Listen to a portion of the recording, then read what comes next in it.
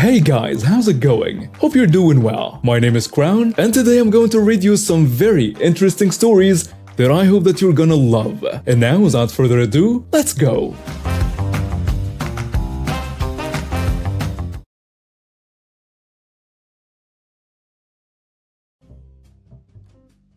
Recently, my parents surprised me, 26 male, and my siblings, 16 and 19, with a ski trip this December, the day after Christmas. My parents offered to pay for my expenses and said that my wife, 24, was welcome to come, but she would need to pay her way. My wife and I are okay financially, but with the trip being so close to Christmas, we wouldn't be able to afford to pay for her to go. Despite this, I really wanted to go on the trip as it was always a dream of mine to go on a trip like this. My family grew up dirt poor until I was about 15 when my parents' business took off, and now they are extremely comfortable and can afford to pay for trips like this for us. They could certainly afford to pay for my wife to also go, but they have always been this way when it comes to paying for things for me versus my wife. My parents think that it's only fair to pay for me when we go out to eat or go on trips because they are still paying for my siblings. I don't ask them to, but it's nice to save money, so on every trip they will pay my way. Room and board, excursions and meals. While my wife was expected to pay her way. This started before we were married. This has always bothered my wife, especially after we got married, and they still excluded her, so in these past 2 years, since we got married, I tried to limit the trips since they bother her so much. But this is a once-in-a-lifetime trip for me, so I thought she would be supportive of me going. But she's very upset and hurt. She wants to go on the trip, but like I said, we just can't afford it, which she understands. She told me she does want me to have this experience, but she said because she thinks my parents purposely exclude her. Am I in the wrong for choosing to go on the trip and leave her behind? I still have time to cancel on my parents, but I know they will be sad. And now for some comments. You are in the wrong. Either she's family to your parents or she's not. And clearly, she's not. And you're a serious jerk to your wife by letting your family continuously exclude her. They should either be paying for both of you, or you and your wife should be covering for the two of you. You are in the wrong. Your parents are excluding your wife. It has hurt her in the past, and she told you that. But you thought a really good trip would be less hurtful? It's up to you to stand up for your wife and make sure they treat her as a member of the family.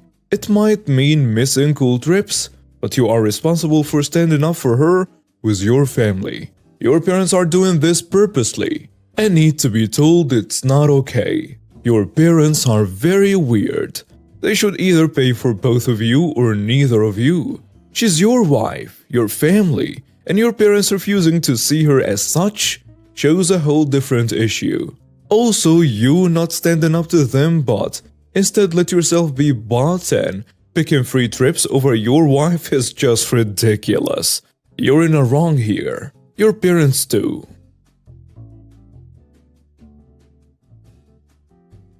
This all started when my son Ben graduated high school. This was a formal dance. I was very excited for the mother-son dance. Every time I brought it up, Ben would say he wasn't going to dance. I didn't take him seriously. I thought he was just being shy. When we got to the formal, everything was beautiful. But when it came time for the formal dances, he was nowhere to be seen. I approached my older daughter Alice and my husband, who I could see were talking and laughing. I asked if they had seen Ben, and they laughed and said he was going to go hide so he didn't have to dance. I was absolutely heartbroken. My son was literally hiding from me. I stood in the corner during the mother-son dance, watching all his friends dance with their moms. I couldn't take it. So I told my husband and daughter that I was walking home. When they got home, Ben walked right past me and went to his room to get ready for the after party. My daughter hugged me and went to get ready because she was driving Ben to the party. After our children left, my husband and I had an argument about what happened. He said he was appalled at my behavior and that I was acting like a child. I said that the least Pink could have done was dance with his mother. He said that today was supposed to be about him and his accomplishment, not me. But in my opinion, today should have also been about celebrating the people who helped him get to where he is now. Things got quite heated, and before going inside, my husband said that he wasn't going to force his son to do something he didn't want to do on his day. I was taken aback by this, so I just stayed on the porch trying not to cry. I thought my husband would support me. Later, my daughter returns home and sees me crying. She gave me a hug and gave me a chocolate bar to try to cheer me up. If no one else, my daughter will be on my side. She danced with me at her graduation. She understood how important this day was for me. I asked if she was on my side, and she said something along the lines of, "I know you're upset, but I don't know what you expected from him." It took a few days before we really spoke to each other again, and after a few weeks, everything went back to normal. Coming back to the present, my daughter recently got engaged. We were talking about it on a family FaceTime, and the topic of when Ben will get married came up. He said he was never going to get married because he doesn't want to deal with another round of dance drama. When I asked him to clarify, he said that he was obviously referring to his graduation. I was appalled at his attack. He won't get married because of me? I won't lie, I'm upset that he still does not want to dance with me, even at his own wedding. Now my husband is mad at me and my son refuses to answer my calls or texts. Am I in the wrong for making a scene and starting an argument because my son never wants to dance with me? And now for some comments. Your self-involvement is absolutely breathtaking. Even by the gutter standards of this crazy sub, you are in the wrong. You're not going to believe this, but his actual high school graduation and his hypothetical wedding, they are not about you. Buckle up for when he doesn't want to see or speak with you at all anymore, and know that it's entirely of your own making. You forced your son to hide somewhere because he knew you would show no respect whatsoever for his boundaries. Years later, he cracks a joke about it and you go into another huff? Of course you're in the wrong. Why do you even need to ask? You are in the wrong. Your son graduating high school has nothing to do with you. This is his event. He told you he didn't want to dance with you, and that should be enough for you. Why are you trying to ruin what should be a fun and exciting time? Why are you making his milestones all about you? You are not the protagonist in his story. Edit from OP. Okay, it appears as though the response is pretty unanimous, and I have a lot of thinking to do. It has been 2 years since I got to spend Christmas with both my sons, 32 and 34. Since both lived in different countries, my younger son has always come home for Christmas. My other son lives overseas with his wife. They didn't fly home because it was too far. Before, they would switch off Christmas between my home and my daughter-in-law's mother. This fall, my daughter-in-law lost her mom. She had come home last year to spend Christmas with her mother and had driven up to visit my younger son and me. But it was weird to see just her and not my son. And my younger son said to me that she overheard it when she was leaving and was very upset. But he didn't mean it in a bad way, just that it was weird. This year, my older son and his wife have moved back 5 hours away, but they recently told me they don't want to drive down for Christmas Eve because it will be too hard for them and they intend to only come Christmas Day for dinner, stay 2 nights and then leave. When they told me this, I didn't know what to say and I told them I was disappointed and asked why they didn't want to be there on Christmas Eve.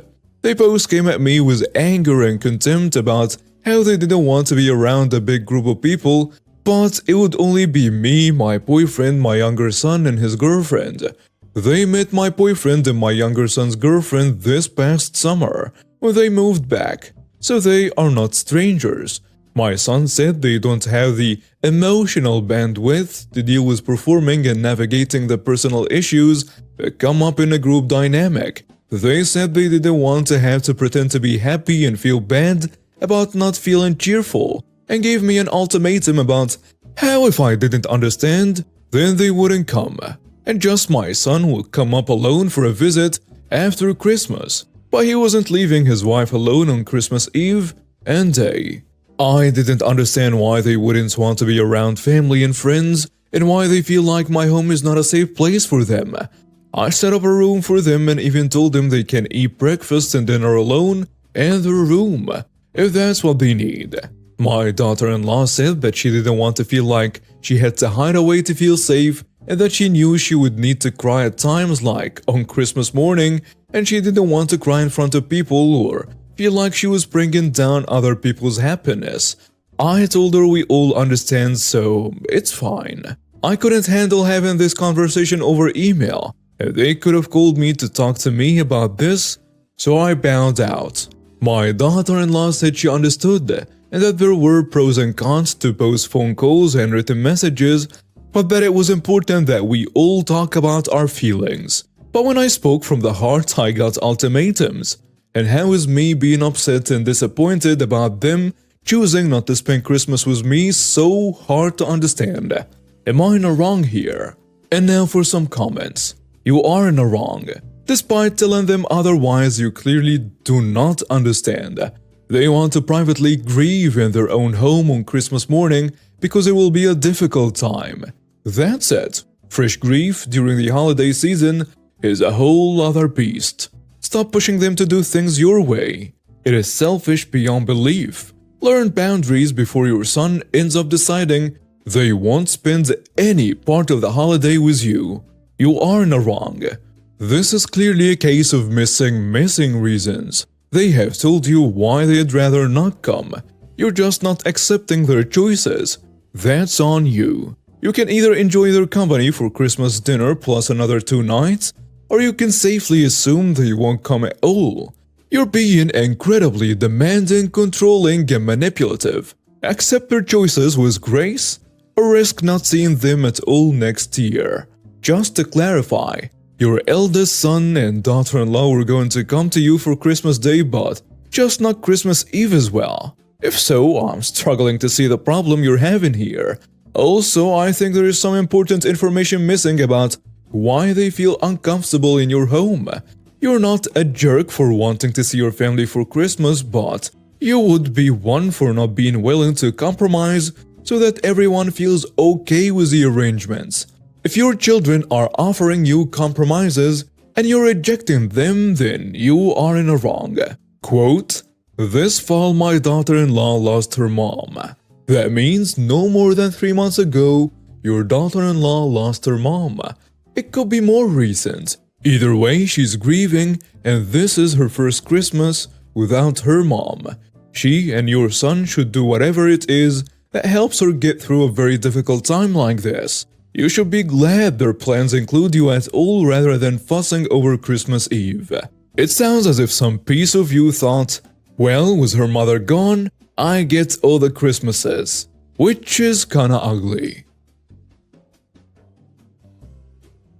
My partner is a joiner and my sister's husband is a plumber. I generally do not tend to mix family with genuine business stuff I need help with. We're in the process of doing up a house we're planning on moving into. My partner, aside from joinery work, also fits windows and roofs in his day-to-day job. He has fitted people's bathroom and kitchens and stuff like that. Generally, he can do the building and fitting of stuff, fitting plasterboard, knocking through walls and stuff. The only help we need is from electricians and plumbers. The house's plumbing isn't bad, just needs some minor updates and pipes moved. I did ask my brother-in-law about something, but it wasn't advice I was looking for or even asking him to help. I just wanted a simple answer to something. I deliberately chose not to hire my brother-in-law, so there wasn't a conflict of interest, and so I could have an outside workforce who could come in, do the job, and get paid.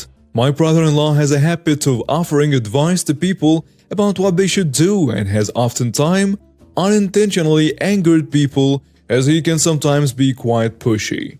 Quite frankly, I didn't want to do this. I have occasionally mentioned the progress of the house to my family. I mentioned to my sister recently that the plumber has been in and has managed to reconfigure the piping layout so my partner should be able to start working on the bathroom. She didn't have much of a reaction initially. Anyway, she and my brother-in-law asked if they could see what the house is looking like, and I didn't see any reason not to. They happened to come round when my partner was just starting the initial work on the bathroom, and we had our units and packaging in the house. My brother-in-law made offhanded comments about how he wouldn't have bought the stuff and spent a lot of time just staring at my partner as he was trying to work. My sister then got really mad, saying I should have hired her husband to do the bathroom as we were all family and family helps family. She said her husband could have done with the money and work to focus on.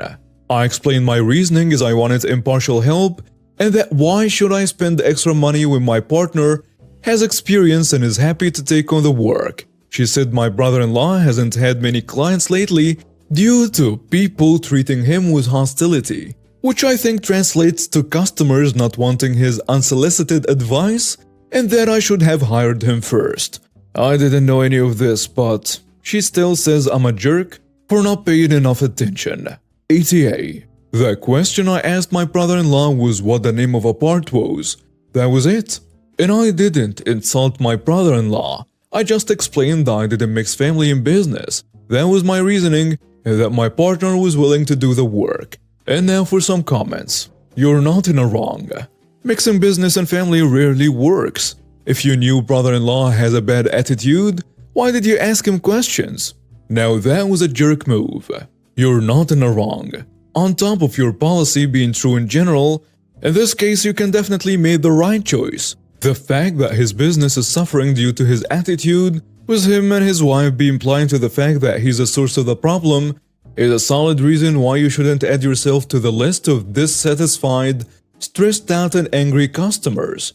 With things even further complicated that, as you can't just tell him to sling his hook and with that never see him again after the problem is dealt with, as you can if you're not happy with anyone else. You're not in a wrong for not hiring your brother-in-law. Family and business rarely mix well, and construction is often expensive, drawn out, and a hotbed of conflict. You are rude and insulting your brother-in-law. There was a legitimate way to gracefully say, I love my family too much to risk relationships by hiring them to do work that is infamously stressful. You could even have gone with the we can't afford to hire a professional so we're making do, and your husband deserves to be paid fairly. Instead you tapped his expertise, asked him questions about it, and then said your husband, who is not a professional, can do it as well as a professional can. You are not in a wrong. My partner's uncle has a remodeling business. We will not use his business because we already know what drama will happen if we disagree with what he wants to do, even though it's our house. Family and business do not mix a majority of the time, and your sister should look at the common denominator for her partner's lack of clients. Editing to add, my partner was a general contractor for over a decade, and now is a welder. When he says, I want to do this, he knows what he's saying, and his uncle will still argue because he thinks his way will look better. Thank you for watching and see you next time.